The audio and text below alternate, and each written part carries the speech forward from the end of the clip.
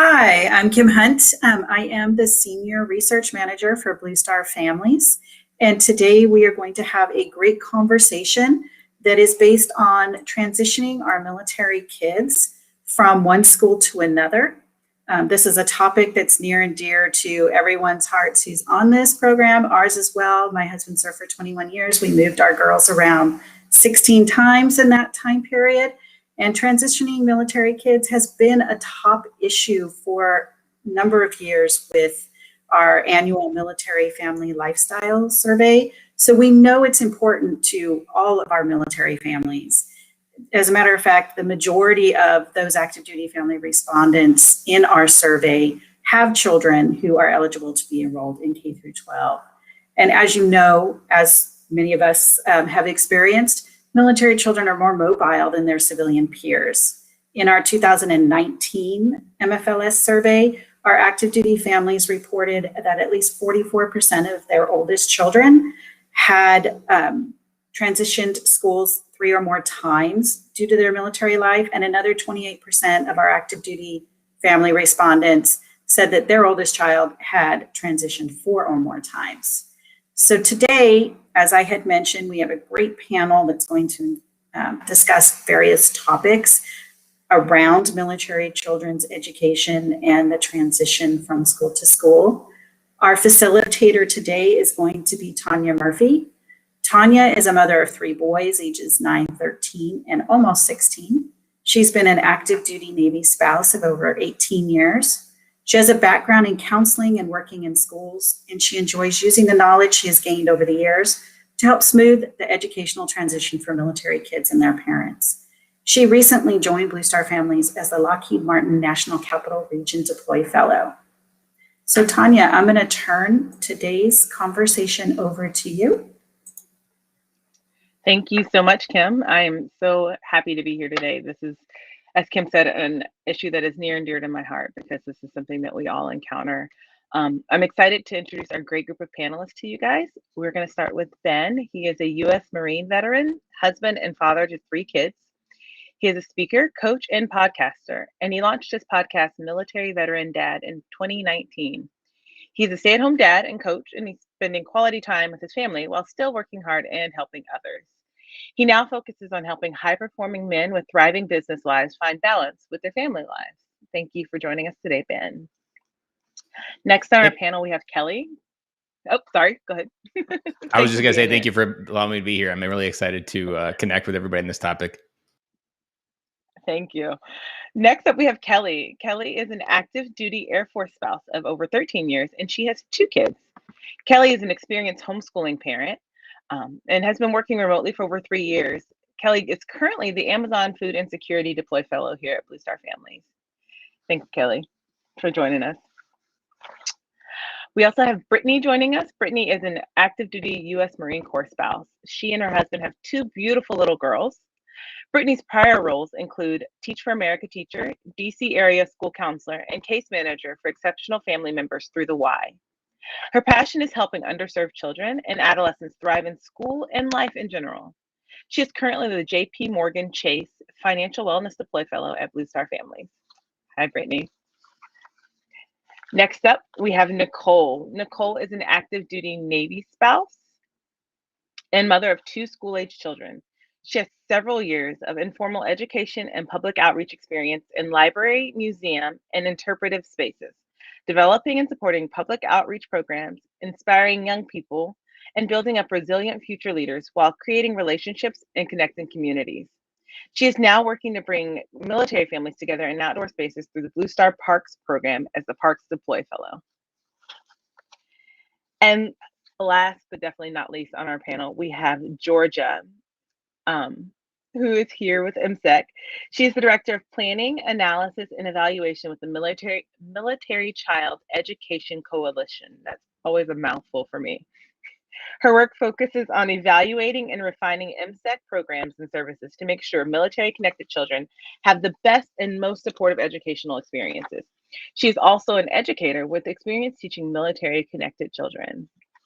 Like I said, again, thanks everyone for being here. We have got a really great panel put together, and we want to hear from everyone because everyone on this panel has such great experience and insight to add to our discussion.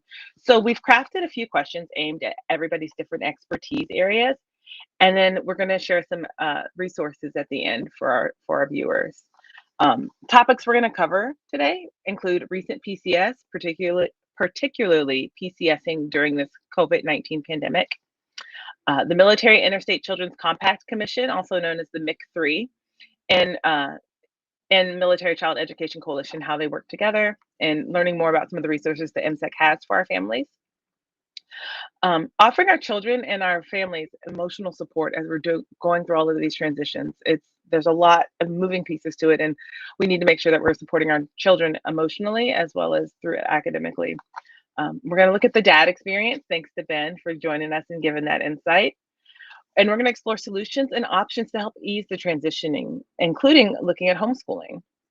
And then finally, we'll end up with some top tips from our panelists. Everyone, like I said, everyone has a great breadth of experience, and so we want to hear their number one tip that they would offer out to families.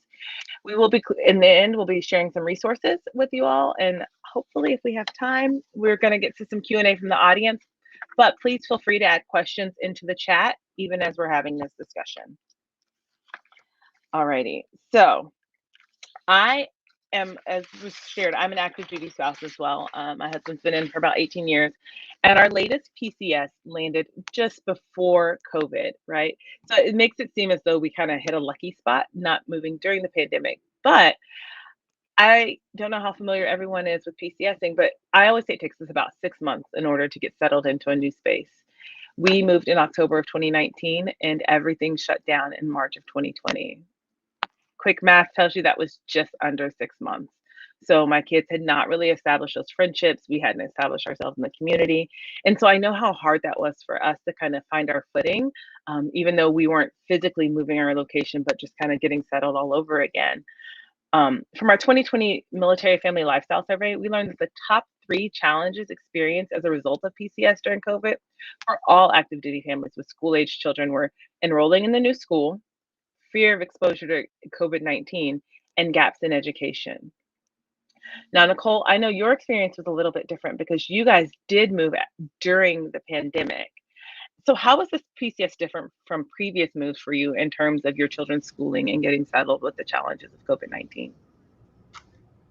Thanks, Tonya. You know, interestingly, one way or another, this move would have been different for us because in our last PCS, it happened during a summertime where it was just this really easy transition from one school at the end of the school year to another school in September, and it felt really natural. Also, we only had one child as a school-age kiddo at that point in time. He had just finished kindergarten, and it was really simple to kind of just like move him into first grade. But this PCS kind of really changed the game for us. So not only were we moving in the middle of the pandemic, and we were dealing with issues of how do we enroll in a new state? What are the different things that we have to do in terms of connecting with the right medical professionals? How do we, make sure that we have all of the right forms turned in ahead of time? And then more than that even was how are we going to make sure that we keep our kids protected from COVID-19? We came from Washington State. There, we still had not had any opportunities for in-person learning at all when we left in February. And here in Virginia, where I'm located, many schools had already moved back to a hybrid model with both in-person and online opportunities for learning. While I was very concerned about exposure to COVID-19 for my children, I also understood that the past year had been really, really difficult, especially on my first grader, who had still not been able to grasp a lot of the benchmarks in education that we would expect by halfway through first grade. And a lot of that was attributed to her not feeling comfortable in the online schooling setting. And so I had big choices to make in terms of whether or not I was going to send my kids to school in person or I was going to keep them online. It also was a really different experience for us because this was the first time that we had to deal with moving state to state with special education requirements. My son, Max, was diagnosed with type 1 diabetes while we were living in Washington State. And we had a 504 plan set up for him, which we needed to be able to get a new 504 plan set up for him in the state of Virginia, which took additional efforts. And, it was not the easiest thing to be able to navigate, especially in a very short amount of time. So all of those things kind of combined made a really stressful scenario for us. And I think that I spent a good amount of time while we were PCSing, sending emails back and forth from the schools. How do I do this? What comes next? How do I make sure that my kid is going to get the care that he needs during school? Just trying to navigate that was pretty challenging for us. So, every PCS is different. Every PCS comes with its own challenges, but this PCS, moving in the middle of a pandemic, in the middle of a school year, was a real test of our abilities. I hear that. That sounds really stressful, as though, moving is not stressful enough. And you hit on a really key point. From our 2019 survey, active duty family parent respondents reported that although the majority of students felt welcome in their new school, 1 in 4 report that their oldest child was not placed in equivalent courses and the school was not flexible when it came to course placement. So talking about 504s and IEPs and getting all of that set up, it can be a real challenge, especially when you're moving across the country and you're not able to just go in the building physically and say, hey, this is what I need. Can you give me, the documentation that I need? Yeah, Georgia. It can be a real challenge. Yeah, for sure. And, that's a great place where MSEC fills in a lot of the blanks. So, Georgia, can you tell us a little bit about what we can expect when we're moving our children to another school? And what are some of the resources that MSEC provides to help with this transition? Yeah, thanks so much for the question, Tonya. And thank you to Blue Star Families and the other speakers today for the opportunity to discuss ways to support military-connected students in transition.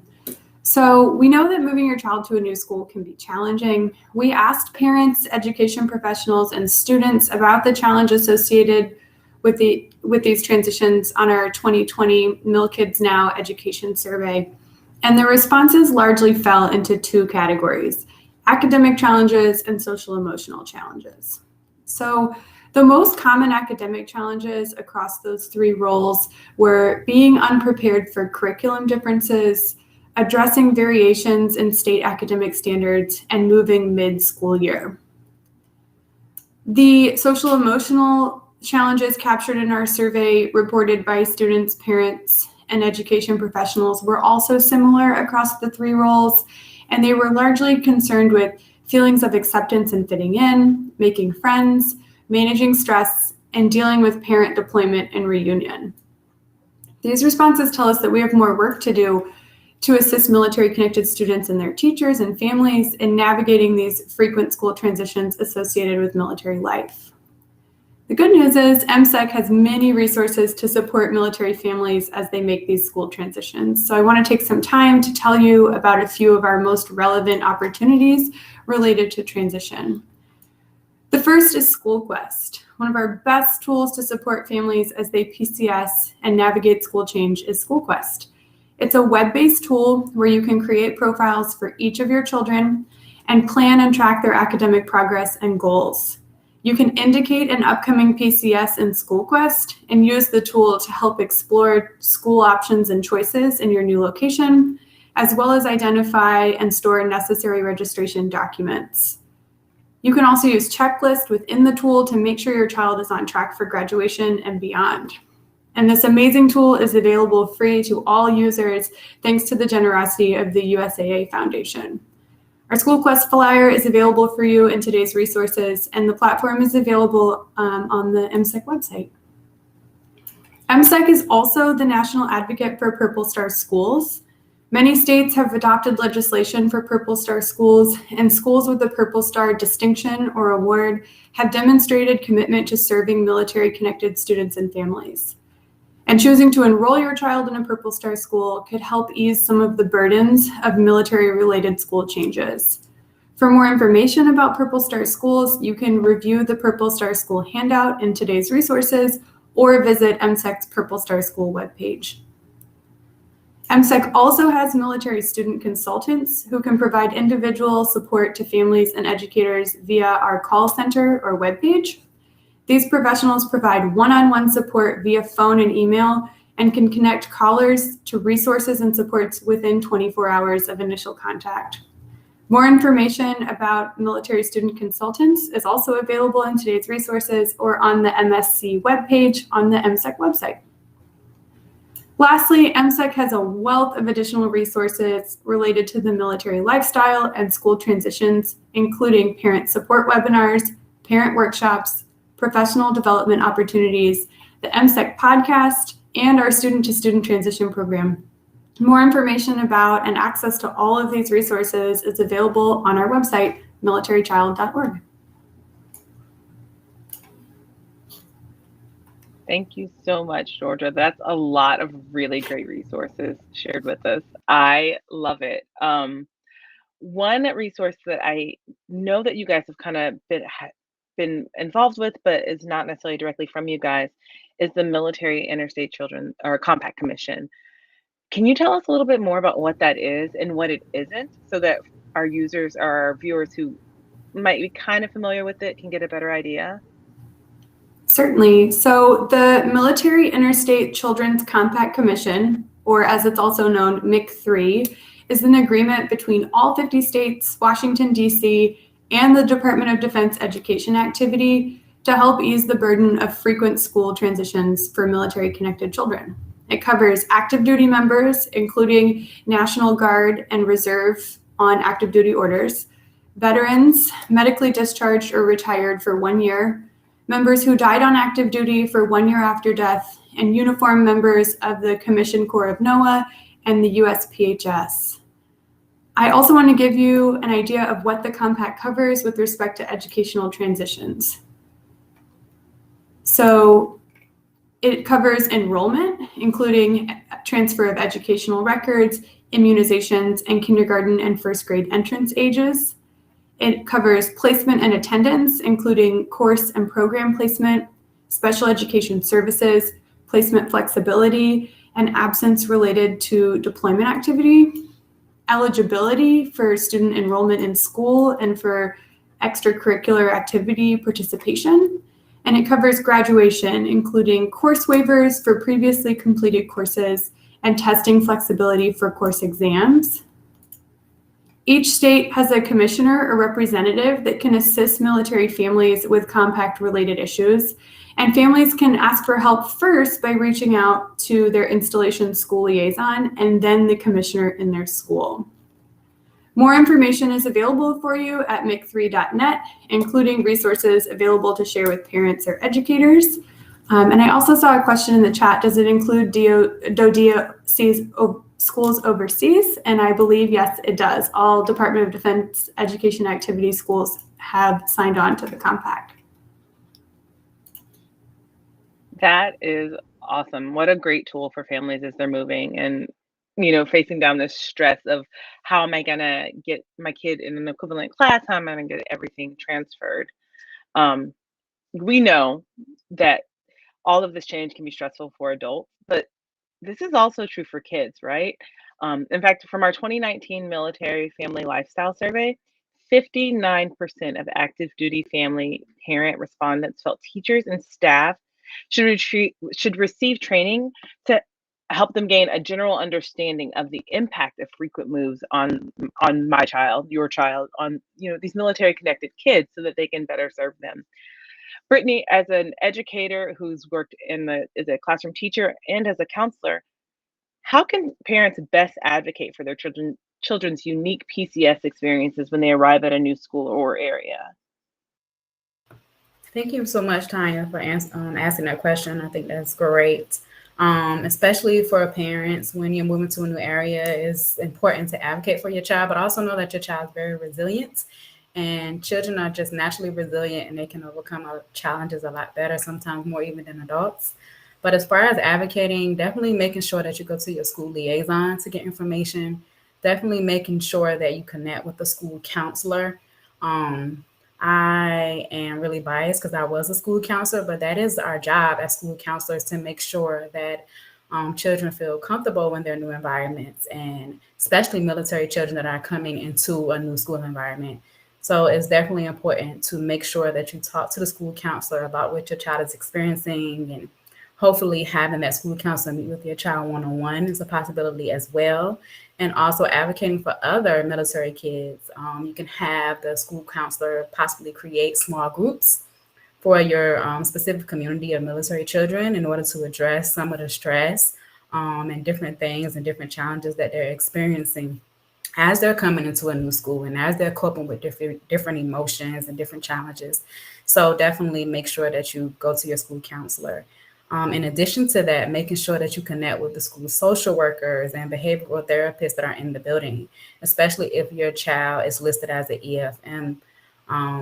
That is hugely important. And making sure that you go to the special education teachers, making sure that they understand what's in the IEP or the 504 plan, wherever you have, making sure that they have a copy of it. All of those things are forms of advocacy that are hugely important when your child is transitioning into a new environment, and not being afraid to email these leaders, go up to them and say, hey, this is my child, this is what they're struggling with, that we're coming from another environment. Also getting the principal involved and not being afraid to show your face at the school. And even right now with COVID, there are possibilities to meet with the principal. And if you can't, then definitely email them and let them know your situation. And if none of them respond, continue to email until you get a response, and don't give up, because that is our job as advocates for our children.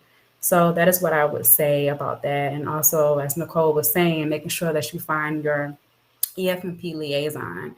I know sometimes it can be difficult when you're going into a new post or duty station to locate, but then making sure that you go to the next nearest duty station to find that Efmp liaison, and then hopefully that Efmp liaison can connect you to yours at your base. So just making sure, I know there's a lot of hoops to jump through, but just making sure that you're hitting all of those points are forms of advocacy. You're right that it can feel like a lot of jumping and box checking. I love the message that you have about staying resilient and just persistent in that advocacy and being that voice for your children. It's important also, I think, that while we're supporting them in their school environment, that we're supporting them at home as well, right? So in your experience, in your opinion, how can we best support our children emotionally before, during, and after each of these moves? So before I address that, I saw someone stated that they were a high school teacher, and they said that it was important that sometimes to let the teacher know directly that you are military. I would definitely agree with that. So Tracy, thank you for putting that message in there. That is definitely an awesome way to advocate as well. Making sure that you connect with your teacher one-on-one and let them know, like, hey, my child is a military dependent. We're new. This is what they're experiencing, because teachers are on the front line every single day. So kudos to every teacher out there. And thank you again, Tracy, for that. As far as your next question, Tonya, as far as supporting kids emotionally, something that I am a huge advocate for is zones of regulation. Just making sure that you check in with your children. And the zones of regulation is basically a tool that school counselors use, but I definitely use it with my own children to check in on their emotions. And so the different colors are associated with different feelings. And you can have a poster board, you can have sticky notes in your house, you can have it as a word. That's what we do. That's what I do with my children. I'm saying, hey, how are you feeling today? And my daughter would tell me, Mommy, I'm in the blue zone, or Mommy, I'm in the red zone. And so essentially what that means is if you're in the blue zone, that means you're kind of bored, you're tired, you're not really feeling it. If you're in the green zone, you're happy, you're calm, you're having a great day. Yellow zone, that kind of means you're frustrated, you're worried. And also red, of course, is definitely associated with being mad and angry. And so just checking in with your children periodically as they're learning about this move, if they're not willing to talk or give you many emotions, because a lot of our little ones, they can't really express. And sometimes our high schoolers, they don't want to say anything. They're really quiet. and want to express things to other adults. So you can use it as like a code word, like, hey, what zone are you in today? I'm in the red zone. And then you can ask your child, do you want to tell me more about that? And if not, then, okay, I'll give you time to sit and process in your emotions. And I think that's something that's also important. Letting our children sit in their emotions and process them. If they're sad about PCSing, if they're sad about going to a new school, then allowing them to have that emotion is totally normal. They're human, just like we are. And even as adults, sometimes we're sad to relocate. I know I was sad to relocate and leave DC and come to San Diego. And I had to sit in that emotion. And my daughter also tells me every day she's sad and she wants to go back, and I have to let her process and sit in that. So that's important. And then reassuring them throughout the process, like, it's going to be okay. We're going to make it. We're going to do our best. We're going to transition and do all that we can to make sure that this move goes well. It's something that's also important. And also, when you have older ones, a lot of the older ones are into Instagram, technology, social media. They're into video games. And I think it's important to get involved in those things with them, right? So if you have a child that does video games, sit down with them and do the video games with them, and then begin to ask questions. Hey, how are you feeling about our upcoming move? How are you feeling about going into a new school? When you're doing activities with children, they're more inclined to share their emotions because they feel like you're in it with them. So that's another tip that I would give in order to check in with children. But if it gets to a point where you're really seeing some externalizing behavior, like they're really angry, they're, shouting, they're really upset, then that's when I would say definitely go into counseling. You have Military One Source that gives you free counselors. To add a little bit of diversity to this conversation, you have therapy for Black girls, you have therapy for Black kids, you have diverse therapists that have their own platforms now that you can research, and a lot of these resources will be provided to you all. Those are different avenues that you can use in order to get counseling for your children if you feel that it gets to a point, or even before that. Just having them have their own therapist is a healthy form of self-care and a healthy form of them being able to talk to someone outside of you. So those are some tips and strategies that I can give when it comes to that. Brittany, I am over here giving you all the snaps. You hit so many things. With me having older kids, there were a few different things that really hit me. First of all, therapy. I have my therapist. My son has his therapist. It's so important to really allow that to happen and this hold space for that. And then also when you were talking about doing an activity with your older child and having them talk to you kind of as you're doing that. My oldest, as we said before, is almost 16. So he doesn't want to always sit down with me and have these like long talks, right? That's not what we want to do. But something that's really fun that's happening in my house, this is one of those really fun moments of parenting, is that my oldest is learning how to drive. And so one of the really cool things that we're getting to do is that my husband and I are getting to spend more time with him one-on-one as we're teaching him how to drive, because we don't put the whole family in the car because, but we're finding that as we're driving, he's focusing on what he's doing, but we also get the opportunity to talk to him about things we wouldn't normally do. And I know that's especially special for my husband because he has, he's the active duty service member. And so he hasn't gotten to be, there for a lot of the kind of smaller moments. And so this is a special thing for them. Then looking, turning to you, when we're talking about all this, typically a lot of times we're picturing the moms doing this, right? And we're seeing mom having these conversations and things like that. But this is definitely something where dads also play an integral role. So can you share with us from a dad's perspective, what is it like to transition a child into a new school due to a PCS move? And how does all this look from the dad's side? Well, I think from the dad side, the problem that we often get caught up in is that we're almost doing two massive changes. The dad is going through this change. If he's the one that's serving in the military, he's trying to figure everything out, process everything. And once he gets there, he's got to try to reintegrate. He's got his whole world to try to figure out. But then he's also got this space for family. And family is also something he loves, appreciates, is part of his life. And integrating those two is a real struggle that military dads struggle to. It's almost like we keep a firewall in between them, because in some cases, depending on the unit, you may not even feel like it's okay to have a family. There's certain times you have that emotion where like the family is just this extra thing. And so that is an important emotion to just recognize, is that there, are you understanding it? But I think the most important part, and I think this is where we really we think it's an or statement, that we're this person at work and then we're a dad at home, but it's really an and statement. We're both this person in both moments, where this shared identity can really come through. And I think what's really important through all of this is to create a shared experience. And what I mean by that is a shared experience being that you open up to your family about what maybe you're struggling with at work, to kind of create that initial vulnerability to your family to say, this is what I'm kind of struggling with. Because depending on the ages of your kids, if they're anything over than probably like 8, they're probably going to be able to share a similar vulnerability at their level of something that they're struggling with. And there's a lot of power from when a dad opens up and goes first. He kind of gives this safe place for his kids to go second. And the other thing that goes with this is when you create a shared experience, you're building empathy. And when you can build empathy to understand that your kids understand that, like, we've got a lot going on at work, this is what's going on, this is what I'm having a hard time with, and then you create this opportunity for your kids to understand what they're going through, that is almost like this empathy bridge.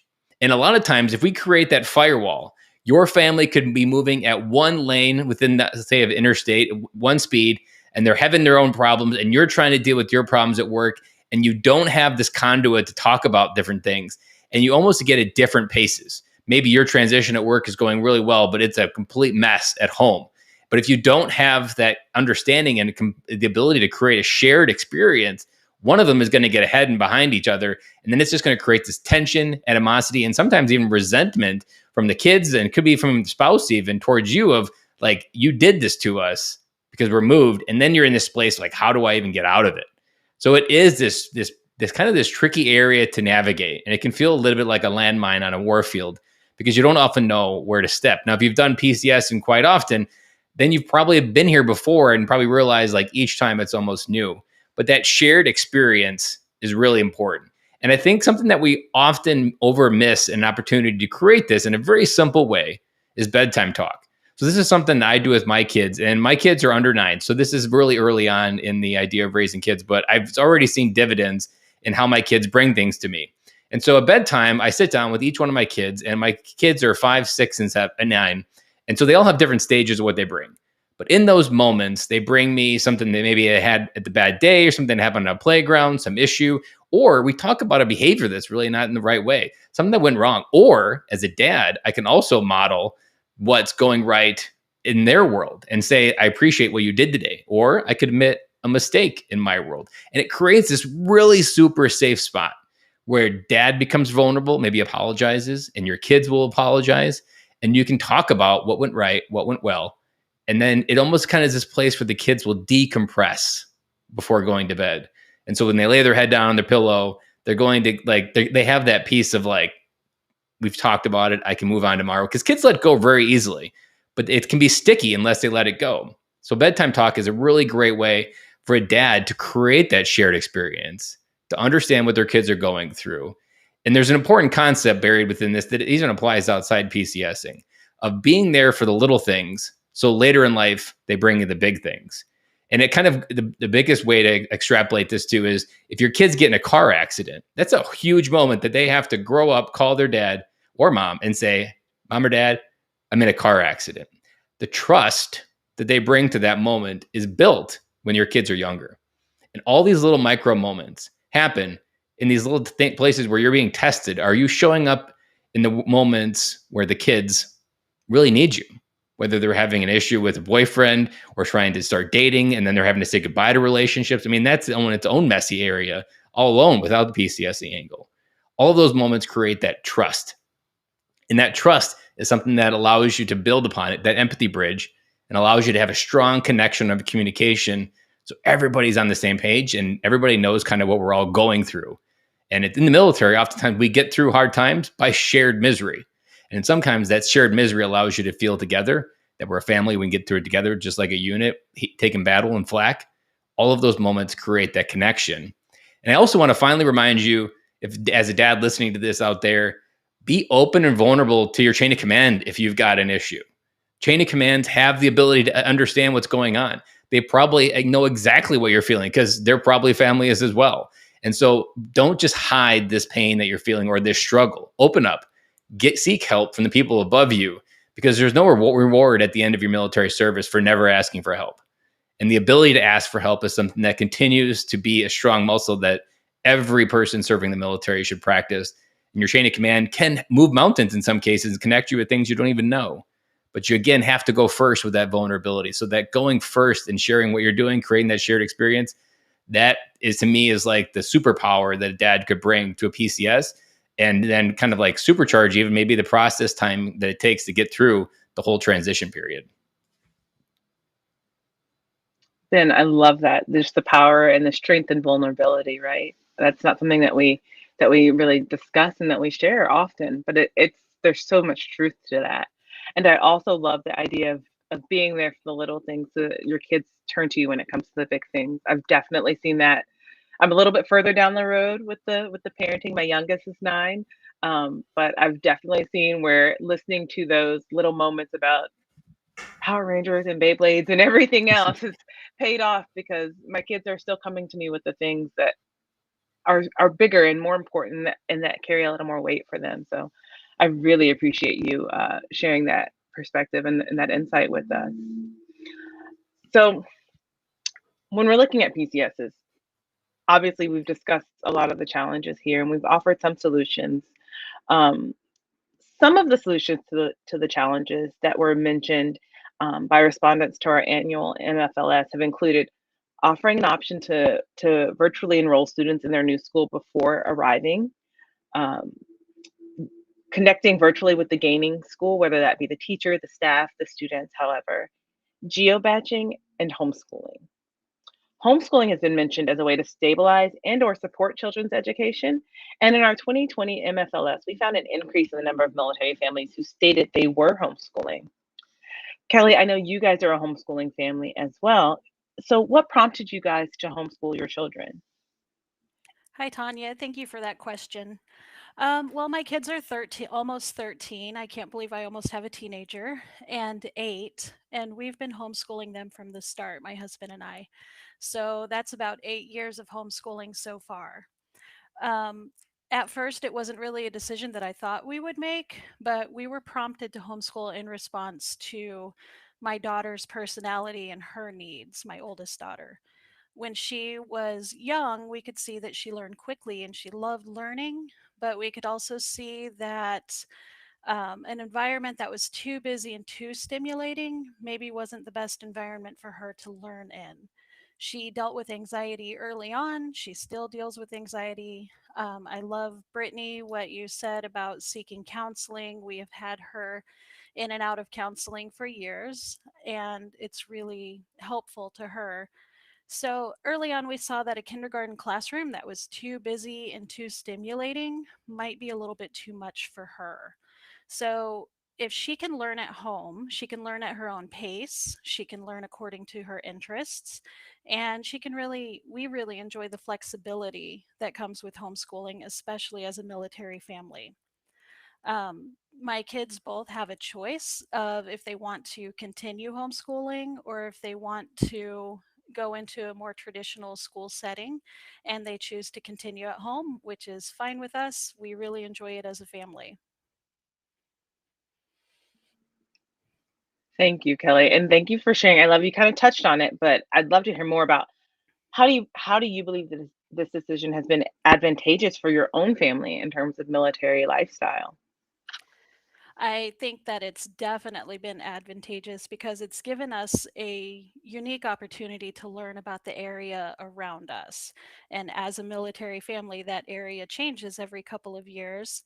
So we really enjoy getting to see what's local, what's regional, meeting new people, and just trying to enjoy and find delight in our military lifestyle.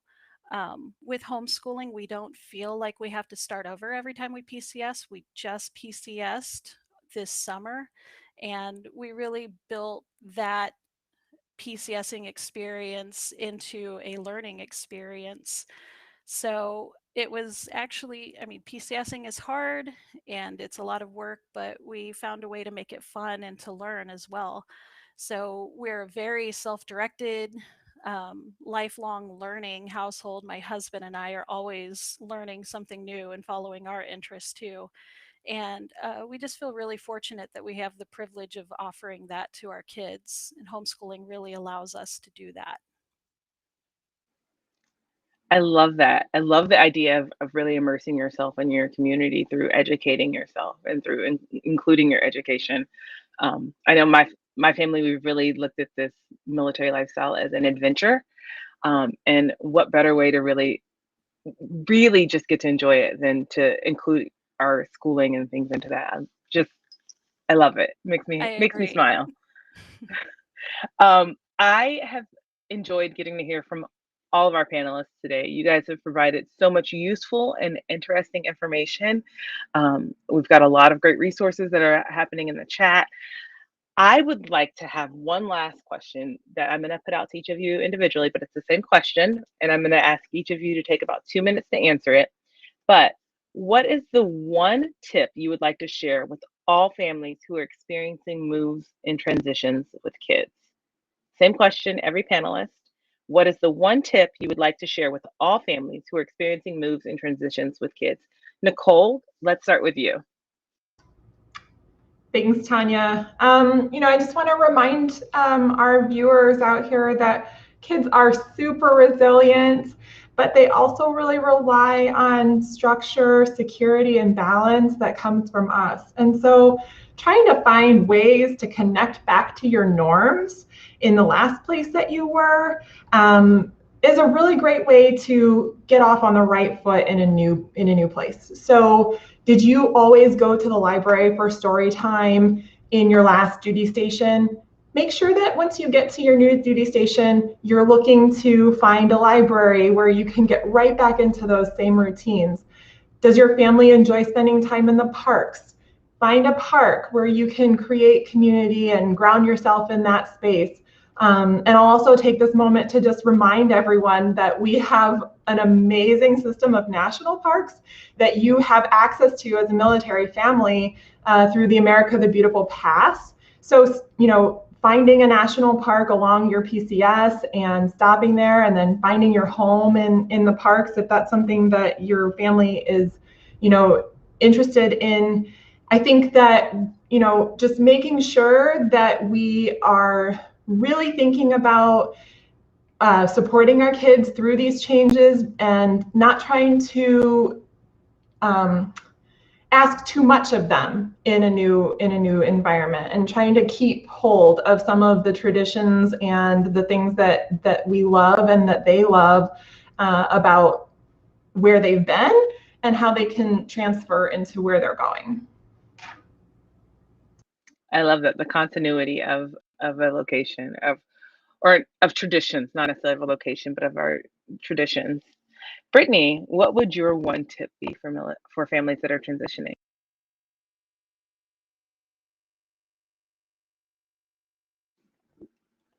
Brittany, you're muted. We can't hear you.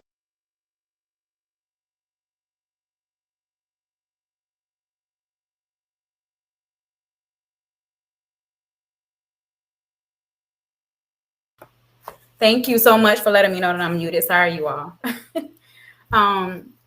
I was going to say resilience because that's what I said earlier, but Nicole, you already stole my thunder, so thank you for saying that. However, I wanted to say that just have fun.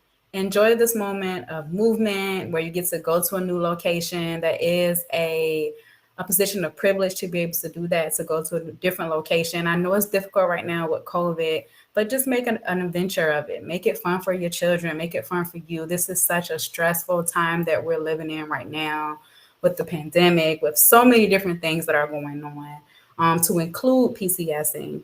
So just make sure that you include some self-care moments in there for you and for children, and some down moments, and literally have fun and enjoy yourself, and give yourself a pat on the back, because this is not easy to do, to move your family from one transition in one place to the next. So have fun. I love that. Anybody who knows me even a little bit knows that I'm like the Santa from there was this one kid's movie, and then like the heart of him was fun. That's me. The heart of me is fun. So I love that advice. Kelly, what would your advice be? I really would just echo what Brittany and Nicole have already said, but have fun, include your kids in the planning aspect. We just PCS'd over the summer, and my oldest daughter had a pretty difficult time with that. She didn't want to leave her friends and her home in Missouri. And so we were brainstorming together to see, okay, what are some things that you might be able to do to make the best of this, to make it suck a little bit less, as she said. And she started filming just a little video diary of the move, and that ended up being a lot of fun. My youngest daughter, she got to pick a lot of the music, so we listened to a lot of Hamilton, and we picked stops along the way and explored a little bit, and it just ended up being not as not as difficult of an experience, but a lot more fun and a lot more laid back than previous moves have gone. I hear you. There's something about transitioning with teens, right? You said your daughter's almost 13, where they're at that point in their lives where there's so little that's under their control that any amount of control that we can give them really seems to help with the transition. I know we did that our last PCS, and it definitely made things a little bit smoother for us. Ben, what about you? What's your 2-minute tip? I would pick up on what everybody else is saying and kind of frame it this way, that our reality can be really shaped by the words that we use with our kids. And the word that I would kind of season this process with is adventure. And that growth happens when we get uncomfortable. So if this is something kind of your language within your family of adventure, going on things, doing hard things, and like overcoming challenges as a natural progression of how your family lives life, then the PCSing isn't something that you need to be afraid of. It's something that they already experience throughout the entire time, whether they're there for 3 years or 6 years, however long. Like, adventure and discomfort is something they get used to, and they understand that this is how I grow.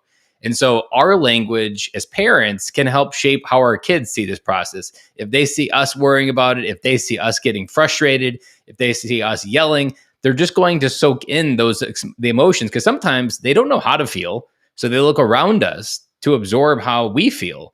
And so we have a rare opportunity to really set that this is discomfort, this is growth.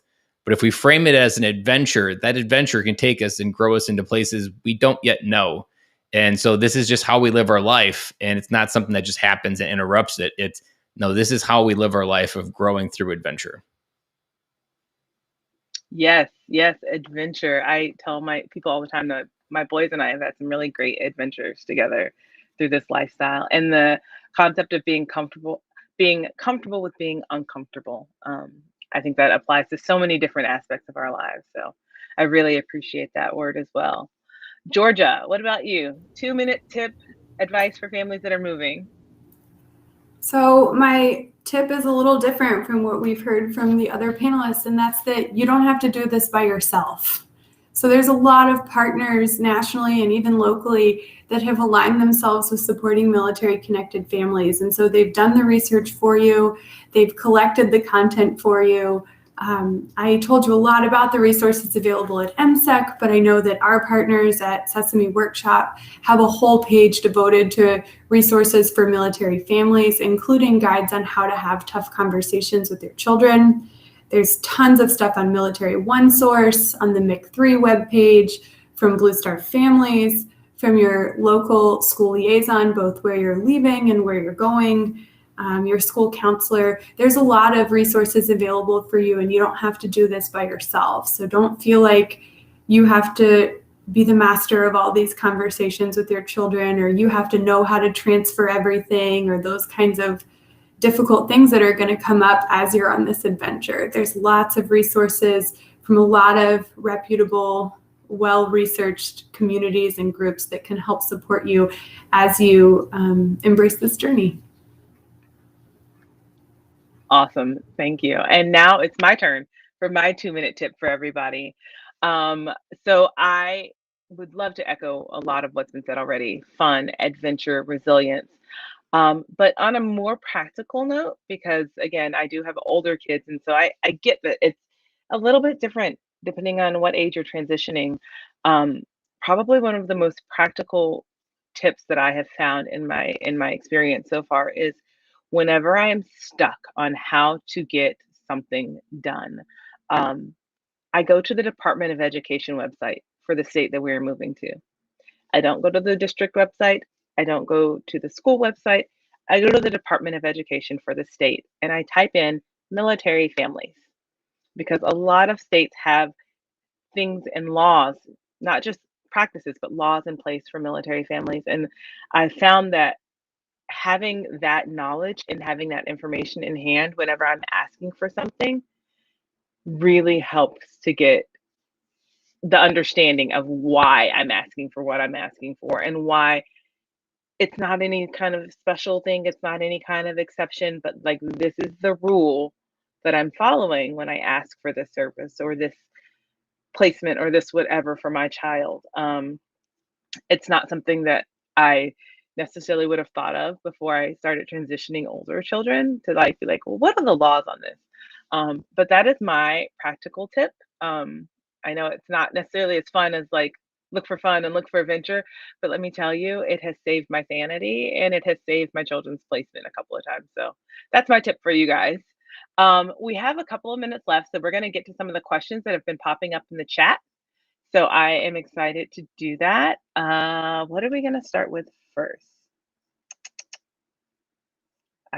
I can't scroll the chat. There we go.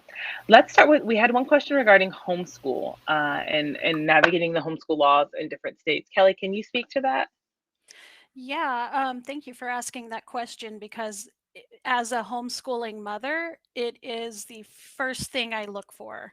Whenever I find out that we're going to PCS somewhere, I start scouring the internet for all of the homeschooling resources, homeschooling laws, everything that I can find in the state. And I also join a lot of the local Facebook groups because you can get a lot of great information from veteran homeschoolers in those groups. When we find out that we're going to PCS somewhere, going to the Department of Education website, if you look up homeschool laws, homeschooling is legal in all 50 states. The laws might vary a little bit from state to state. So the first thing that you want to do is get yourself familiar with those laws, find out what's going to be expected from you as far as hours, as far as record keeping, and just go from there.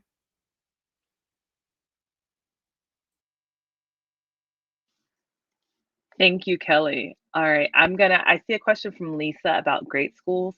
Lisa, I'm gonna tell you, grade schools is not my favorite source for reviews and information on schools. I find that it is biased. It is biased towards race. It is biased towards income level. I think a more reliable source is Niche. That's a great resource to look up school ratings. Also, again, Department of Education. They review all of their schools. They'll tell you what the school standards are. They'll tell you what is being met. Also looking at the local schools PTA. Everybody rates schools a little bit differently. What I look for in a good school is not necessarily what you would be looking for or what Brittany would be looking for. So I think it's really important to kind of put that personal touch on it. So if you can get in touch with someone that's a part of the PTA or a parent in the school that can give you a little more insight, rather than just looking at a grade school's rating. That's my opinion. I know that others have found that to be true as well. But yeah, that's a great question. And then I also see your question that as a military veteran and a teacher who is currently studying school counseling, how can you do outreach for families in your community? And I think Brittany is the perfect person to answer that question because those are all things that she's familiar with. Awesome. Thank you, Tonya. And thank you, Lisa, for asking that question. If you are currently a teacher working at a school, I would definitely say collaborate with your school counselor. School counselors are waiting for teachers to come up to them and say, hey, I have this project, I have this idea, I want to reach out more to my students. How do I do so? And gain ideas from that person. They probably have a list or an email chain of parents that you can connect with and give you information about more kids who are in the military community or in your community in general. If you're going to school for school counseling, good luck. Awesome. That is amazing. We definitely need more people in the field. I'm so excited to hear that. But there are just so many multiple ways you can reach out to families. You can, write them. You can do a newsletter. You can incorporate technology. There's so much different technology out there to get parents involved and get students involved. So definitely go to your school district, ask your principal, and also ask your school counselor if you all can collaborate on that. I hope that answers your question. I love that. Ben, as a military veteran as well, what advice do you have for Lisa? I'm sorry. For connecting to the military families? Yes, sir. So within this one, I think a lot of it starts with going where they are. So the most underrated, powerful tool that we have in the human language is hello. And military families coordinate in different areas, whether it be connecting with Blue Star families near a military base or going where there's military events that are organized for military families, going in there with this idea that your hello is those basic tools that you have as a person, a human being, to really bridge a connection to other people that you don't even really understand and not know, but that maybe need to know you. And so we can often lean towards technology and all these different fancy tools. But still, I've had more amazing conversations through the old-fashioned way of saying hello to a random stranger than I ever have on Facebook. And it's almost the old-fashioned way in this particular case is going to find probably the family that really needs you, because you can probably see it on their face before you say hello. And you just going in and saying hello and helping someone be seen. I think as a military family, we can easily become invisible in sometimes or feel we're invisible. So I think the idea of going and finding where military families are organized and going in there with the hello, I think it's even more powerful, even just trying to connect online and do it that way, because giving someone the gift of being seen is just as powerful as anything else you can give them.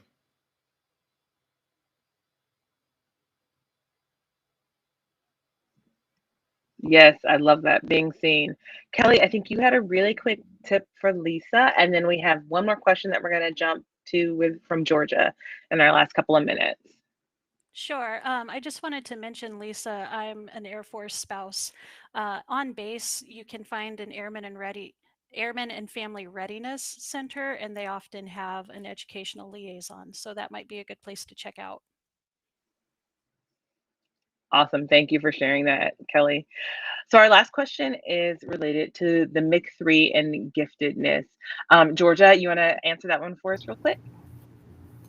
Sure. So the question was about whether receiving schools have to honor placements in gifted and talented programs. And the answer to that is yes, they do. And at the beginning, they're expected to honor the assessments conducted at the sending school. Upon receipt of a new student, they are allowed to reevaluate the student and make sure they qualify for gifted services in the receiving state based on whatever the criteria is in that state or district. But they are expected at the beginning to honor the previous placement and place the student in the services, special ed, gifted, anything like that. And then upon their assessment, they're allowed to move forward in accordance with whatever the policy is where they are. Awesome. Thank you for that. And we are down to our last minute. You guys, this has been so much fun. As I said before, there's a lot of really great resources that are in the chat. So feel free to check those out, visit the web pages, copy them down. This has been a really great hour. It went really quickly. Thanks to our panelists, everyone, for being here. I love getting to hear from you all and learn from you all, and share your experiences. Look forward to our next Facebook Live event. We will be back in September, and we'll be connecting with you all next month as we celebrate Blue Star Welcome Week. So make sure if you're in an area with a local chapter of Blue Star Families to connect with them so you can see what some of the Welcome Week events are that are going to be going on in the area around you. Help us either welcome a new family to the area, if you've already been there for a while, or if you are new to the area yourself, take part and be welcomed. Like I said, again, thank you all for tuning in with us for the last hour. This has been absolutely wonderful, and we're looking forward to seeing you all again next month.